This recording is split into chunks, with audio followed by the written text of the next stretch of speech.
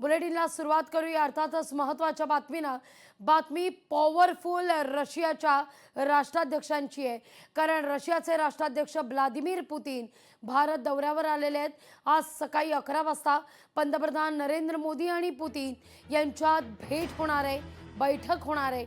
ज्या बैठकीकडे अवघ्या देशाच्याच नाही तर जगाच्या नजरा या खिळलेल्या आहेत.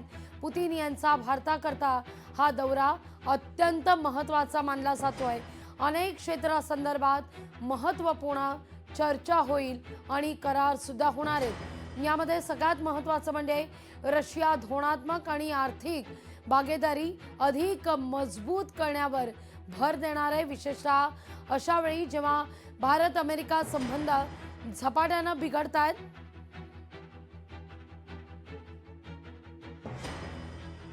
लहान मॉड्युलर रिॲक्टर्समध्ये संभाव्य भागीदारी यावर लक्ष केंद्रित केलं जाण्याची शक्यता वर्तवली जाते. या बैठकीवर पाश्चात्य देशांचं बारकाईनं लक्ष आहे.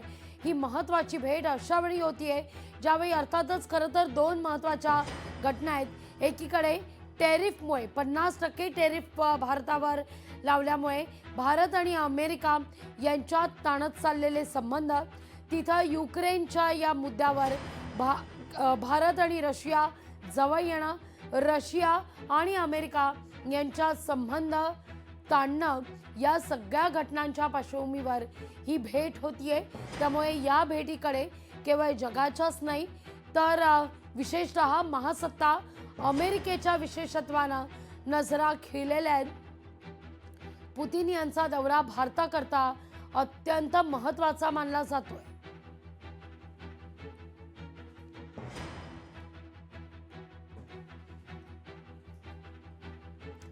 या सगळ्या विषयी बोलण्याकरता थेट जाऊया. सतीश ढगे आपल्यासोबत जोडले गेलेले आहेत. नमस्कार सर, स्वागत आहे तुमचं लोकशाही मराठीमध्ये. खरं तर ही जी भेट होतीये पुतीन आणि पंतप्रधान नरेंद्र मोदी यांच्यात, पॉवरफुल भेट जगातली, ही फार महत्त्वाची. याकरता दोन घटना फार महत्त्वाच्या आहेत. एकीकडे अमेरिकेनं भारतावर टॅरिफ लादणं, तोही थेट 50%पर्यंत. दुसरीकडे युक्रेनच्या मुद्द्यावर भारत आणि रशिया हे जवळ येत असताना तिथं रशिया आणि अमेरिकेचे संबंध ताणले जाणं, या सगळ्या घटनांच्या पार्श्वभूमीवर ही भेट होतीये. त्यामुळे ही भेट सर्वार्थानं महत्त्वाची आहे. नक्कीच लागवी. मुळात बदलत्या भूराजकीय घटना जर आपण त्या ठिकाणी पाहिल्या तर त्या अनुषंगानं भारत आणि रशिया यांचे संबंध आणि त्यातल्या त्यात रशियाचे राष्ट्राध्यक्ष पुतीन यांचं भारतामध्ये येणं हे अत्यंत महत्वाचं ठरतं. आजचा दिवस हा अत्यंत महत्वाचा ठरणार आहे. साधारणतः पुतीन यांचा 27 तासांचा दौरा हा भारतामध्ये त्या ठिकाणी आहे आणि या 27 तासांमध्ये 10 वेगवेगळ्या प्रकारचे पॅक्ट आणि साधारणतः 15 मेमोरँडम ऑफ अंडरस्टँडिंगवर एक प्रकारे स्वाक्षरी होण्याची अपेक्षा त्या ठिकाणी आहे. आणि मुळात जसं तुम्ही पार्श्वभूमी त्या ठिकाणी सांगितली की मागच्या काही काळामध्ये ज्या प्रकारे दबाव तंत्र अमेरिका रशिया विरुद्ध त्याचबरोबर भारताविरुद्ध वापरतोय, 50% एवढं टेरिफ भारताविरुद्ध त्या ठिकाणी त्याने लावलेलं आहे. आणि दुसऱ्या बाजूला जर आपण पाहिलं तर बदलत्या परिस्थितीच्या अनुसार काहीच आठवड्या आधी आपण पाहिलं की RIC म्हणजे रशिया, भारत, चायना हे टॅक्टिकली काही ऍडजस्टमेंट त्या ठिकाणी करतात आणि खऱ्या अर्थानं ग्लोबल साऊथ आपण ज्याला म्हणू, म्हणजे विकसनशील देश जे आहेत त्यांचा एक चेहरा म्हणून डेव्हलप्ड वर्ल्ड म्हणजे अमेरिका, युरोपियन राष्ट्र त्यांच्या समोर जे आहेत एक प्रकारे उभे ठाकलेले आहेत. बदलती परिस्थिती त्या ठिकाणी. पण मला वाटतं ही भेट ही अमेरिकेच्या विरुद्ध असं कन्सिडर करण्याच्या ऐवजी भारताचं हित लक्षात घेऊन भारतानं वेळोवेळी त्या ठिकाणी निर्णय घेतलेले आहेत. आज घडीला भारताचं हित आहे रशियाकडून वेगवेगळ्या प्रकारचं, म्हणजे मागच्या 3 वर्षांचा इतिहास पाहिला तर स्वस्त किमतीमध्ये आम्हाला जर त्यांच्याकडून तेल आयात करता येत असेल तर आम्ही त्यांच्याकडून तेल आयात केलं. आज बदलत्या परिस्थितीच्या अनुसार काही अंशी आम्ही ती तेल आयात कमी केली, तर दुसऱ्या बाजूला आम्ही अमेरिकेशी सुद्धा जे आहे नॅचरल गॅसशी संबंधित आयातीशी संबंधित त्या ठिकाणी करार केला. एवढंच नाही तर अमेरिकेसोबत पुढच्या 10 वर्षाशी संबंधित असं आम्ही डिफेन्स अग्रीमेंट सुद्धा केलं. आणि दुसऱ्या बाजूला रशिया सोबत आम्ही चर्चा करताना होऊ शकतं की सुखोई 57 असेल किंवा S-400 असेल, S-500 असेल, याच्याशी संबंधित सुद्धा महत्वाची चर्चा आणि तसे करार त्या ठिकाणी होऊ शकतात.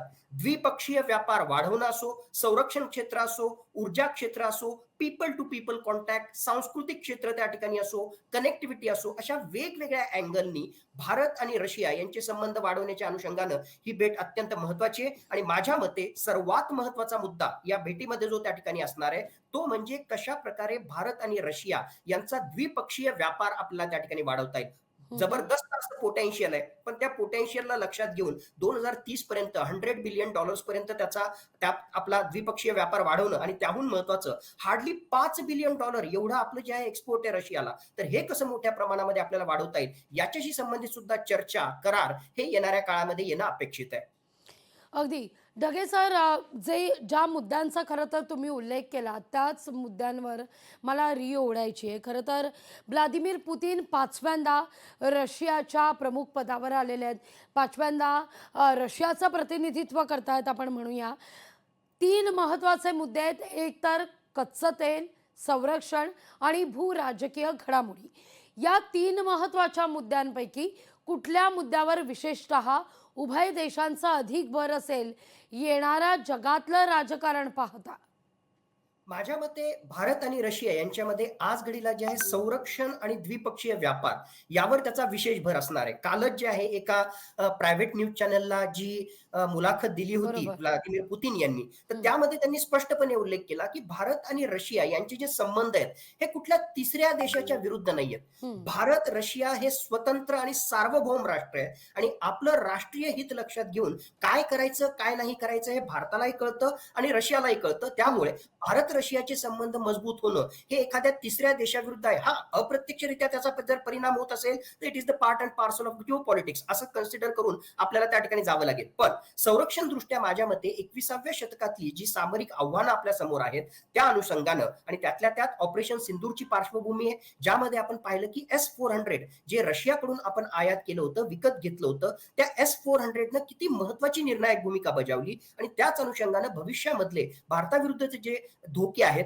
त्याला टॅकल करण्यासाठी सुखोई 57 सारखं 5th जनरेशन फायटर जेट त्या ठिकाणी असो किंवा S-500 सारखी अत्याधुनिक अशा प्रकारची मिसाईल डिफेन्स सिस्टम असो याच्याशी संबंधित चर्चा होणं त्या ठिकाणी अपेक्षित आहे आणि तसे निर्णय होणं अपेक्षित आहे. दुसऱ्या बाजूला जसं मी सांगितलं द्विपक्षीय व्यापार प्रचंड स्कोप आहे. फार्मास्युटिकल सेक्टर आहे, ऍग्रिकल्चर सेक्टर त्या ठिकाणी त्याच्यात आहे. यामध्ये सुद्धा जे आहे मोठ्या प्रमाणामध्ये एक प्रकारे चर्चा आणि करार त्या ठिकाणी होणं आवश्यक आहे. दुसरी गोष्ट आज घडीला रशियामध्ये फक्त 70,000 भारतीय ओरिजिन असणारे लोक त्या ठिकाणी काम करतायत. कम्पेअर करा अमेरिकेसोबत की भारतीय ओरिजिन असणारे जे आहेत 5 दशलक्षपेक्षा सुद्धा जास्त लोक अमेरिकेमध्ये आहेत. मग भविष्यामध्ये जे आहे एक प्रकारे रशिया आणि भारत जर जवळ त्या ठिकाणी येत असतील तर स्किल्ड मॅन पॉवर भारतातलं जे कुशल कामगार हा जो वर्ग त्या ठिकाणी आहे त्याला ट्रिमेंडस अशा प्रकारच्या ऑपॉर्च्युनिटीज वेगवेगळ्या प्रकारच्या संधी या रशियामध्ये असू शकतात आणि त्या अनुषंगानं मोबिलिटी अग्रीमेंट सुद्धा त्या ठिकाणी होणार आहे. वेगवेगळ्या प्रकारचे भूराजकीय चॅलेंजेस आहेत आणि म्हणूनच रशिया हा चीनवर डिपेंडंट न राहता एक प्रकारे त्याला काउंटर बॅलन्स करण्यासाठी भारतासोबत संबंध वाढवतोय आणि त्याचाच एक भाग म्हणजे आपण पाहिलं की 2 दिवसापूर्वीच रशियाचं पार्लमेंट दुमा यांनी एक महत्वाचं अग्रीमेंट मुख्यतः लॉजिस्टिक अरेंजमेंट जे आहे किंवा लॉजिस्टिक अग्रीमेंट आपल्या आर्म्ड फोर्सेसशी संबंधित ज्याच्या बरोबर. माध्यमातून रशियाच्या जहाजा असतील रशियाचे एअरक्राफ्ट त्या ठिकाणी असतील किंवा रशियाचं सैन्य दल हे भारतासोबत जे आहेत वेगवेगळ्या कवायती त्या ठिकाणी करणार आहे. त्याचबरोबर इंडो पॅसिफिक ओशन मध्ये भारत सुद्धा त्यांना सपोर्ट करणार आहे. म्हणजे भारत आणि रशिया हे सामरिक दृष्ट्या सुद्धा जे आहेत एकत्र येणार आहेत आणि याचा फायदा असा होणार आहे की साऊथ चायना सी मध्ये चायनाची जी दादागिरी त्या ठिकाणी चालू आहे त्याला कुठेतरी चेकमेट करण्यासाठी रशिया सोबतची आपली ही जवळीक फायद्याची ठरणार आहे. मागच्या 6 दशकापासून रशिया हा आपला टाइम ट्रस्टेड अलाय राहिलेला आहे. वेळोवेळी ज्यावेळेस खरोखरच आपल्याला गरज होती मग ते 1971चं युद्ध असो किंवा वेगवेगळ्या प्रकारची युद्ध सामुग्री असो रशिया हा मागच्या 6 दशकापासून आपल्याला सपोर्ट करत आलेला आहे. म्हणून या सगळ्या गोष्टींना जर एकत्रित पाहिलं तर तुमचा मूळ जो प्रश्न होता की भूराजकीय दृष्ट्या संरक्षणाच्या दृष्टिकोनातून का व्यापाराच्या दृष्टिकोनातून माझ्या मते या तिन्ही अनुषंगानं ही चर्चा होणार आहे, करार होणार आहे. पण जास्तीत जास्त भर हा मला वाटतं व्यापार आणि संरक्षण या गोष्टीवर जास्त असणार आहे आणि ऑटोमॅटिकली त्याचा इनडायरेक्ट परिणाम जो आहे या भूराजनीतीवर आणि ओव्हरऑल जगातल्या वेगवेगळ्या स्टेक होल्डर्सवर प्लेयर्सवर होणारच आहे.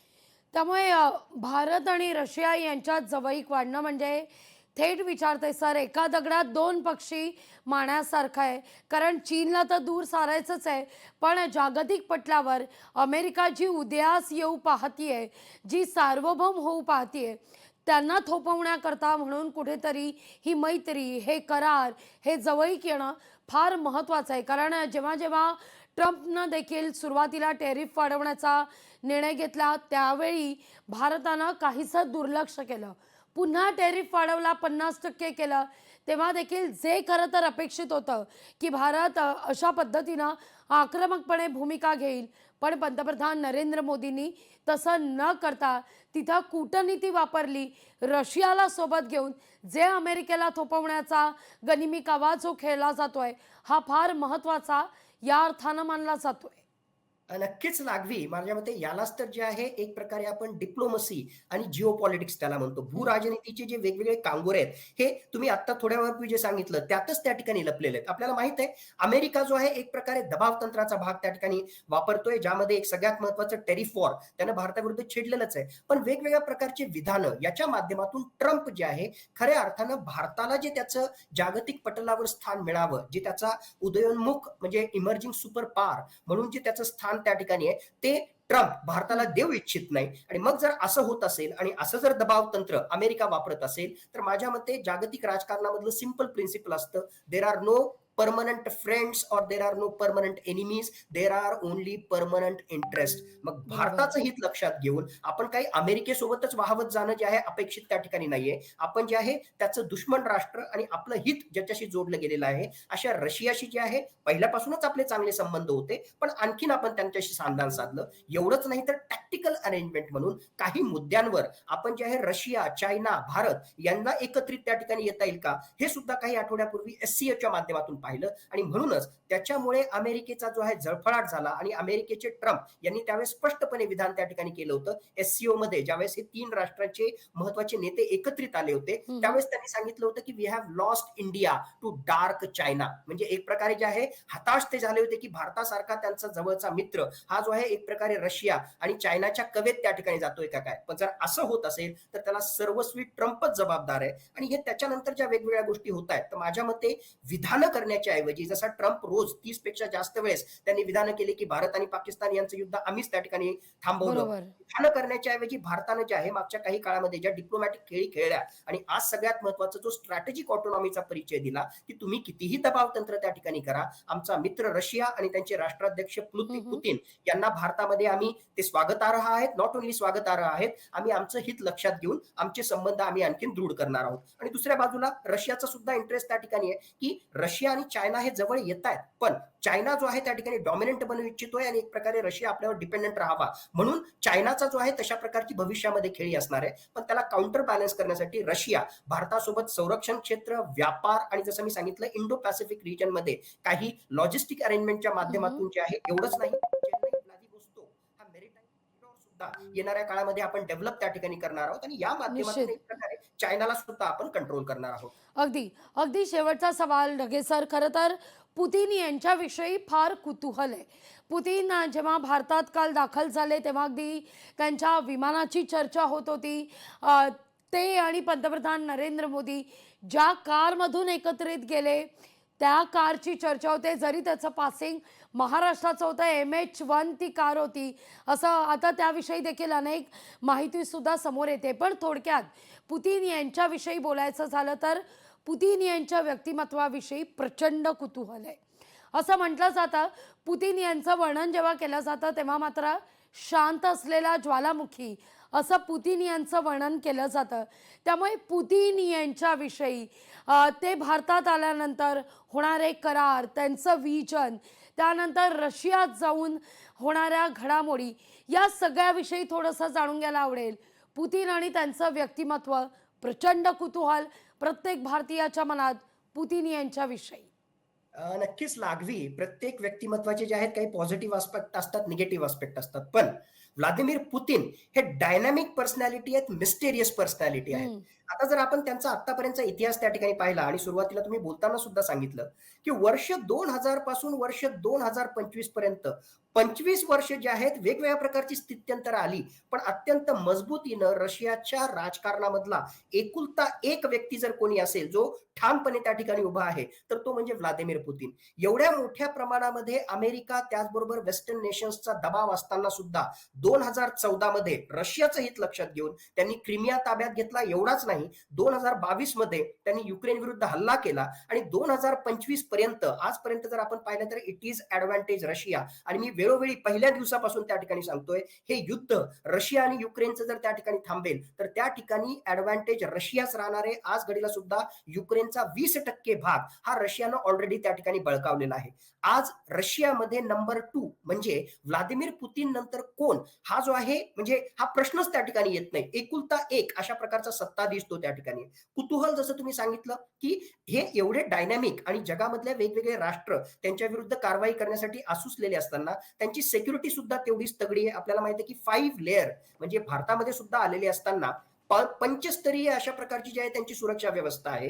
50हून जास्त त्यांचे स्वतःचे बॉडीगार्ड जे आहेत ते या ठिकाणी पोहोचलेले आहेत. त्यांची गाडी सुद्धा वेगळी त्या ठिकाणी त्याच्यात असते. एवढंच नाही, ते जिथे जिथे बसतात, जिथे जिथे जातात तिथे त्यांच्या केसाचा, नखाचा कुठल्याही बॉडी पार्ट त्या ठिकाणी येऊ नये, ज्याच्या माध्यमातून बायोलॉजिकल वॉरफेअरचा भाग म्हणून त्यांच्या विरुद्ध त्यांचं क्लोन किंवा त्यांच्या विरुद्ध एखादं शस्त्र त्या ठिकाणी निर्माण करता येऊ नये, याची सुद्धा विशेष काळजी त्यांची स्पेशल गार्ड त्या ठिकाणी घेत असतात. मुळातच अत्यंत अशा प्रकारचं डायनॅमिक मिस्टेरियस त्या ठिकाणी पर्सनॅलिटी, पण मी म्हणेल अत्यंत पॉवरफुल, कोणाला आवडो न आवडो पण अत्यंत पॉवरफुल जागतिक पटलावरचं अशा प्रकारचं ते व्यक्तिमत्व. शेवटचा मुद्दा, आणि असं सगळं असताना रशिया युक्रेन युद्ध चालू असताना एवढ्या महत्वाच्या फेज मधून पुतीन त्या ठिकाणी जात असताना त्यांच्या विरुद्ध इंटरनॅशनल क्रिमिनल कोर्टचं वॉरंट जारी केलेलं असताना सुद्धा जर ते साधारणतः 30 तासांच्या दौऱ्यासाठी भारतामध्ये येत असतील तर यावरून दिसतं की त्यांचा भारतावर किती विश्वास आहे. यावरून दिसतं की भारतासोबतचे त्यांचे संबंध, त्यांना जे आहेत ते संबंध किती प्रिय आहेत, किती जवळचे आहेत आणि याचं स्ट्रॅटेजिक इंटरेस्ट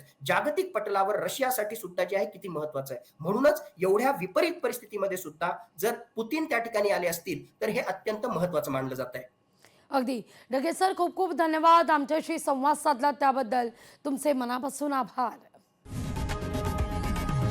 लोकशाही मराठी ऐका, पहा, जागरूक रहा.